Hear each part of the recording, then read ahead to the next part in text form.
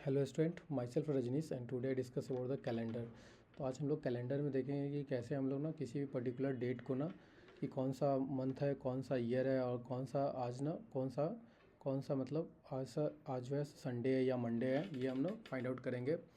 तो किसी भी पर्टिकुलर डेट को गिवन डेट से, तो ये सब चीज़ें हम देखेंगे कैलेंडर्स के बारे में। तो आज कैलेंडर के जो रीजनिंग पूछे जाते हैं ना, जितने भी कम्पिटिटिव एग्जाम में, वो सब देखते हैं। तो एक्चुअल कैलेंडर होता क्या है, हम अगर बात कर ले कि व्हाट इज़ कैलेंडर, तो calendar is a systematic arrangement of days, week, month is defined as a patterns with which can easily recognise the required date and month और द वीक और द पर्टिकुलर डेज। तो सबसे पहले अगर हम बात कर लेते हैं, तो सबसे पहले क्या होता है कि अगर कोई भी तो डेज होगा, डेज के बाद हमारे पास क्या होता है, वीक होता है, वीक के बाद क्या होता है, मंथ होता है। तो अगर हम कैलेंडर का सबसे स्मॉलेस्ट यूनिट की बात कर ले तो हमारे पास क्या होगा, सबसे स्मॉलेस्ट यूनिट अगर हमारे पास कैलेंडर में है तो वो मंथ होगा। तो अगर हम बात करते हैं कि 7 डेज के बराबर क्या होता है, एक वीक होता है। और मंथ हमारे पास ना जो पूरे अगर हम देखते हैं तो 28 का फरवरी होता है और 29 का फरवरी होता है। अदर जितने और लेफ्ट जितने मंथ होते हैं 12 मंथ, जो कि हमारे पास 30 और 31 के होते हैं। तो मेरे पास ये 12 मंथ होते हैं। तो ये मेरे पास टोटल कितना मंथ होता है, अगर एक ईयर में ना, एक ईयर में 12 मंथ होते हैं। तो यही तो कुछ बात हम पॉइंट टू रिमेंबर अगर देख ले थोड़ा सा बात, कि it is the smallest unit of the calendar और ये 7th part of the week, it has 24 hours. अगर हम एक दिन में बात कर लेते हैं कि अगर 7 डेज में, तो एक 7 days is equal to 1 week, is equal to 1 week. और 1 डेज में मेरे पास कितना आवर्स होते हैं, 1 डेज में अगर हम देखते हैं तो 24 आवर्स होते हैं। तो ये मेरे पास ना एक डाटा होता है, 24 आवर्स मेरे पास एक डेज में होता है, ठीक ना। अब हम बात करते हैं कि अगर वीक की, तो वीक है कम्बिनेशन ऑफ 7 डेज, 7 दिन का ना, जिसमें हमारे पास कम्बिनेशन में Sunday, Monday, Tuesday, Wednesday, Thursday, Friday और सैटरडे होता है। और वीक में हमारे पास अगर हम ईयर में बात करते हैं तो मेरे पास 52 पार्ट होता है ईयर में। अगर एक साल में ना, एक ईयर में मेरे पास कितने होते हैं, एक ईयर में मेरे पास 52 वीक होते हैं, 52 वीक होते हैं एक ईयर में, एक ईयर में 52 वीक होते हैं, ठीक ना। तो ये मेरे पास कुछ डाटा है। मंथ की बात करते हैं तो 28, 29, 30 और 31 डेज का भी होता है, जो कि 28 हमको दिखता है कि जो लीप ईयर होता है उसमें फरवरी में 29 का होता है, और जो लीप ईयर नहीं होते हैं ऑर्डिनरी ईयर्स में हमारे पास क्या होता है, 28 का होता है। फिर 30 हमारे पास जो कुछ मंथ होते हैं जो 30 के होते हैं, 31 डेज के होते हैं। तो मंथ हमारे जो month is 12th part of the year. अगर एक ईयर में अगर देख ले तो एक ईयर में मेरे पास कितने मंथ होते हैं, 12th मंथ होते हैं। तो ये मेरे पास कुछ डाटा है, ठीक है। हम लोग चल रहे हैं धीरे धीरे करके, काफ़ी इंपॉर्टेंट चीज़ें हैं, थोड़ा सा बेसिक बात कर लेता हूँ। तो देन आफ्टर ना ईयर की बात कर लेते हैं, तो मेरे पास ईयर, अगर year is a time taken to the earth to makes a complete revolution around the sun. और 100th, अगर हम 100 पार्ट का ना, एक सेंचुरी में 1 century is equal to 100 part, 100 years. अगर हम एक सेंचुरी की बात करते हैं, एक सेंचुरी में मेरे पास क्या होता है, 100 ईयर्स होते हैं 1 सेंचुरी में। 1 सेंचुरी की बात अगर हम कर ले तो मेरे पास क्या होगा, 100 ईयर्स होंगे, ठीक ना।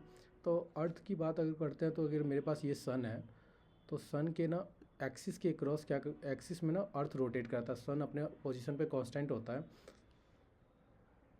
और अर्थ क्या करता है, रोटेट करता है। तो अर्थ जो रोटेट करता है, तो अर्थ अपने एक्सिस पे भी एक्सिस पे रोटेट करता है। अर्थ अगर अपने एक्सिस पे रोटेट करता है और सन के ना चारों ओर एक रिवॉल्यूशन लगाता है, जो कि 365 डेज, और बोलते हैं कि 365 डेज 4 आवर 6 आवर्स के 6 आवर्स में कंप्लीट करता है। तो ये अपने पास ना, तो ये 6 आवर्स जो एक्स्ट्रा होता है वो कंप्लीट होते होते ना क्या होता है कि 24 आवर्स, 4 ईयर्स के बाद ना ये 60 डेज में 1 डेज ऐड हो जाता है। तो ये लीप ईयर में कंसीडर किया जाता है, ठीक ना। तो यही इन जनरल अगर बात करोगे कि, तो ये अपने एक्सिस पे, अर्थ अपने एक्सिस पर रोटेट भी करता है और सन के चारों ओर रिवॉल्यूशन भी करता है। तो ये रोटेशन और रिवॉल्यूशन दोनों करता है, एक रिवॉल्यूशन लगाता है, लेकिन अर्थ हमेशा 24 आवर्स में ना ये रोटेशन कर लेता है, एक रोटेशन करता है। और अर्थ के ना एक 365 डेज 6 आवर्स में ये क्या करता है, एक रिवॉल्यूशन कंप्लीट करता है। तो जनरल डेट की बात कर लेते हैं तो मेरे पास ना 28 29 ये मंथ के जो कि हमारे पास लूनर और लीयर और हम लोग लीप ईयर्स बोलते हैं। ऑर्डिनरी जो कि ऑर्डिनरी ईयर्स हम बोलते हैं 365 डेज़ का होता है, और लीप ईयर हमारे पास 366 डेज़ का होता है। जो लीप ईयर होते हैं वह 366 डेज़ के होते हैं, ठीक ना। तो अगर हम बात करते हैं कि सेंचुरी में मेरे पास क्या होता है, सेंचुरी में अभी बात किया कि 100 ईयर्स के हम लोग 1 सेंचुरी बोलते हैं।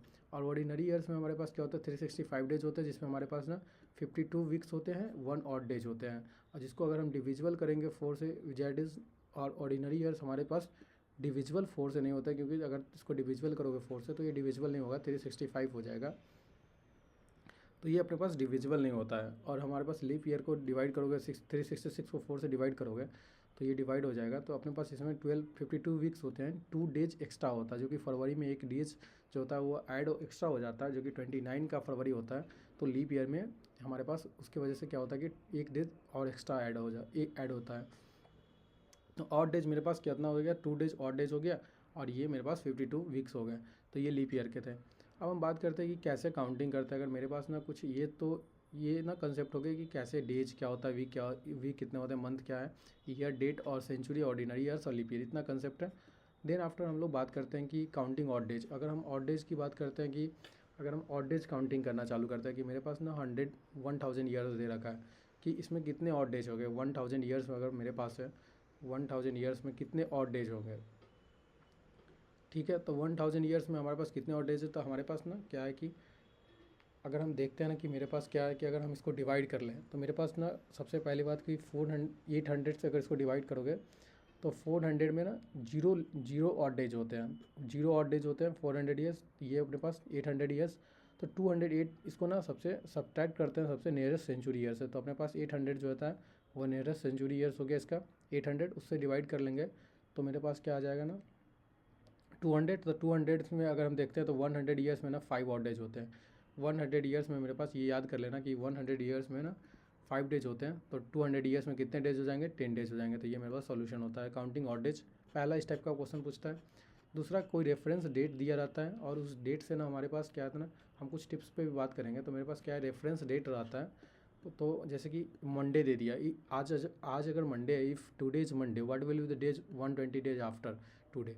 तो आज के बाद अगर वह डे 128 डेज़ के बाद क्या होगा, तो सबसे पहले हम लोग ना जो 128 डेज है उसको ना उसमें हम वीक और डेज में कंसिडर डिवाइड करेंगे। इसको 7 से डिवाइड करेंगे तो मेरे पास क्या आ जाएगा, 18 वीक आ जाएगा और 2 डेज आ जाएगा, 2 एक्स्ट्रा डेज आ गया। तो 18 वीक, तो हमारे पास जो 2 एक्स्ट्रा डेज जो है ना वह आफ्टर मंडेज के बाद क्या हो जाएगा, मंडे के बाद ट्यूसडे एंड वेडनेसडे। तो हमारे पास क्या होगा, मंडे टू मंडे रिपीट होगा 18 वीक, और देन आफ्टर 2 डेज हमारे पास जो ऑड डेज है वो ऑड डेज हम मंडे, ट्यूसडे और वेडनेसडे। तो ये मेरे पास इसका आंसर क्या हो जाएगा, वेडनेसडे होगा करस्पॉन्डिंग क्वेश्चन का।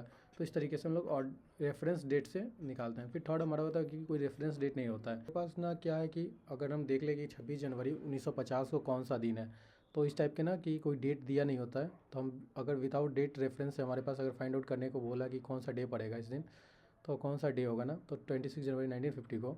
तो इस टाइप के प्रॉब्लम के लिए हम सबसे पहले ना उसके सेंचुरी ईयर्स हो जाए तो 1900 1950, तो 1900 जाएंगे। तो सबसे पहले हम 16 ईयर्स में हम जानते हैं कि अगर 16 ईयर्स को मेरा 16 ईयर्स ऑड डेज में कितना हो जाएगा, 0 ऑड डेज हो जाएगा, एक भी ऑड डेज नहीं होगा। तो मेरे पास और कितना बचेगा, 16 + 300, 16 + 300 दैट इज़ 1900। तो 1900 मतलब 300 ईयर्स हैव 1 ऑड डेज।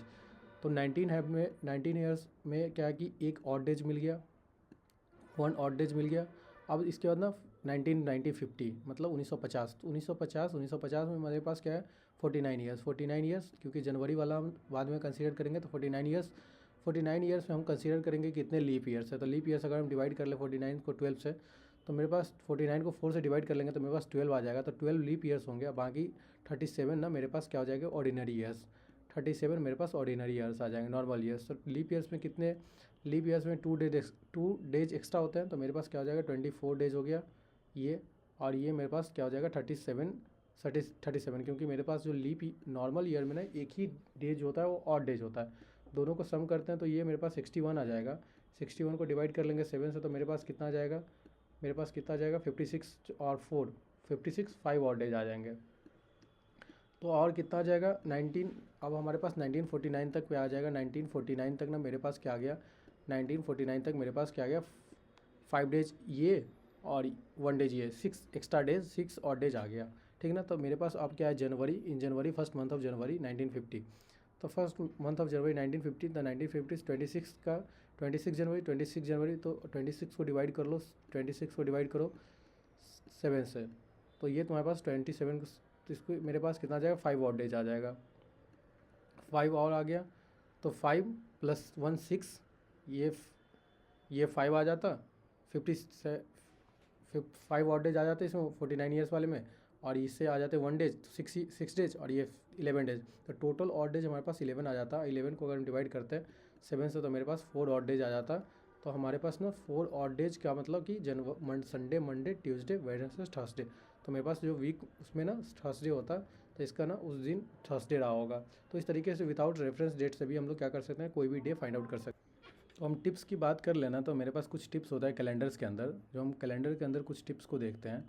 तो उसमें क्या है ना कि अगर सबसे पहले तुम देखोगे ना कि अगर ऑर्डिनरी ईयर्स है तुम्हारे पास, तो फर्स्ट डेज में होता है ना मंथ के, पहला दिन जो मंथ का होता है जनवरी के और अक्टूबर के, वो सेम होते हैं। जनवरी और अक्टूबर के ना किसी भी कैलेंडर्स के अगर तुम देखोगे ना, तो जनवरी के पहला दिन बुधवार है और इस वेडनेसडे, और अक्टूबर के फर्स्ट डे देखोगे तो ये भी वेडनेसडे होगा। तो ये मेरे पास क्या है ना कि एक टिप्स है कि इस तरीके से हम लोग डायरेक्ट क्या कर सकते हैं कि यहाँ से यहाँ स्विच करके डायरेक्ट हम यहाँ से और डेज निकाल के फाइंड आउट कर सकते हैं किसी भी डेज में, अगर इस सेम ईयर्स में दिया हो तो ये मेरे पास ना कि अगर ये हमारे पास कोई भी ऑर्डिनरी ईयर्स के लिए है, ठीक है ना। फिर इसके बाद जुलाई और फरवरी में देखोगे, तो जुलाई और फरवरी का देखोगे तो फर्स्ट डेज भी सेम होगा। जुलाई में देखो ट्यूसडे, और अप्रैल में देखो, अप्रैल और जुलाई में तो ये भी ट्यूसडे है, तो ये तुम्हारे पास कॉमन है। देन मार्च और नवंबर में देखोगे, मार्च नवंबर को देखोगे, तो मार्च और नवंबर में देखो, तो मार्च में देखो, मार्च में तुम्हारे पास क्या है, सैटरडे, नवंबर में देखो सैटरडे है, तो मार्च और नवंबर में भी क्या है तुम्हारे पास सैटरडे, सेम डे है, सेम एज इट इज़ तुम्हारे पास फरवरी, मार्च और नवंबर तीनों में ना, फरवरी, मार्च और नवंबर में, अप्रैल और जुलाई में, फरवरी, मार्च और नवंबर में ना क्या है, सैटरडे सैटरडे सैटरडे है, ठीक है ना। तो ये तुम्हारे पास हो गया सैटरडे सैटरडे, देखो ये फरवरी, मार्च और नवंबर, ये 3 एक है। और हम अप्रैल और बात करते हैं जुलाई की, तो सेम होता है। और बात कर लेते हैं हम और जनवरी की, अक्टूबर को, और एक हमारे पास सितंबर और दिसंबर में हमारे पास क्या होता है ना, सेम फर्स्ट डे जो होते हैं वो सेम होते हैं सितंबर और दिसंबर के देखो, सितंबर मंडे है और दिसंबर भी मंडे है। तो इस तरीके से भी हम लोग क्या है टिप्स यूज़ कर, इस सब का भी यूज़ करके हम लोग कैलेंडर्स के अंदर क्या है ना डेट इजीली फाइंड आउट कर सकते हैं किसी कौन सा डे कब पड़ेगा, ठीक ना। तो अब देखो सेकेंड, अगर हमारे पास अगर कोई लीप ईयर होता है, ऑर्डिनरी ईयर्स के लिए होते हैं, लीप ईयर्स के लिए अगर टिप्स देखोगे ना, तो फर्स्ट डे जनवरी, अप्रैल और जुलाई का सेम होता है। जनवरी, अप्रैल अप्रैल और जुलाई का ना, जुलाई का फर्स्ट डे तुम्हारे पास देखो सबका सेम है, मंडे है, ठीक ना। सेम एज इट इज़ फरवरी और अगस्त का ना, फरवरी और अगस्त के ना सेम थर्सडे, और थर्सडे जो है फर्स्ट डे है। नवंबर के देखोगे, नवंबर में जाओगे, नवंबर में तो तुम्हारे पास फ्राइडे, नवंबर और मार्च में देखो, मार्च और नवंबर में तो ये तुम्हारे पास फ्राइडे हो गया। सितंबर दिसंबर में जाओगे तो तुम्हारे पास सितंबर और दिसंबर में तो ये तुम्हारे पास संडे, सितंबर और दिसंबर में।